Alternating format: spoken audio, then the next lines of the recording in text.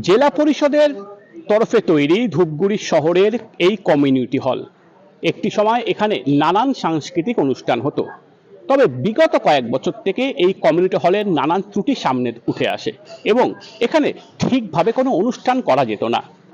আলো শব্দ থেকে শুরু করে নানান দিকে ছিল খামতি। পাশাপাশি কমিউনিটি হলের যে স্টেজ সেটি ভেঙেও একজন নৃত্যশিল্পী পড়ে যায়। কাজেই মানুষ মুখ ফিরিয়েছিল এই কমিউনিটি হল থেকে এবং এই সংক্রান্ত নানান অভিযোগ জমা পড়েছিল জলপাইগুড়ি জেলা পরিষদে। এই খবর তুলে ধরা হয়েছিল কলকাতা টিভিতেও এবং শেষমেশ জলপাইগুড়ি জেলা পরিষদের উদ্যোগে এই কমিউনিটি হল সারিয়ে তোলার কাজ করা হচ্ছে। আর এই মুহূর্তে চলছে চূড়ান্ত ব্যস্ততা এই কমিউনিটি হলকে আগের অবস্থায় ফিরিয়ে আনার। কমিউনিটি হলের যে ভবনের বাইরের অংশ সেটা কিন্তু আগাছায় ভরে গিয়েছিল এবং সিমেন্টের চাঙড় ভেঙে ভেঙে পড়েছিল। এটা অনেক দিন পড়েছিল, খারাপ ছিল।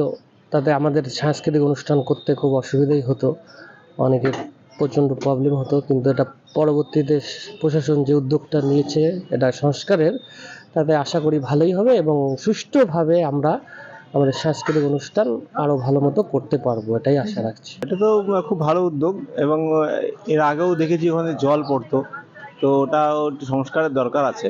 সিটগুলো খুব নষ্ট হয়ে গেছে, সংস্কার দরকার আছে। অনেক ভালো হবে, কারণ বাইরে প্রোগ্রাম করতে গেলে যে যে খরচা হয় তার থেকে অনেক বেশি বৃষ্টি বাদলের দিনে অনেক সুবিধা হবে যদি সংস্কার হয়। বর্তমান জেলা পরিষদের বোর্ড এই কমিউনিটি হলকে মেরামত করার কাজে হাত দেওয়ায় খুশি ধূপগুড়ির সাধারণ মানুষ। এখন দেখার বিষয় যে এই সমস্ত কাজ যে চলছে এই কাজ শেষ করে কতদিনে এখানে আগের মতো অনুষ্ঠানের আয়োজন করা হয় এবং সেই দিকেই তাকিয়ে রয়েছে ধূপগুড়িবাসী। আমার শহর ধূপগুড়ি থেকে কৌস্তব ভৌমিক, কলকাতা টিভি।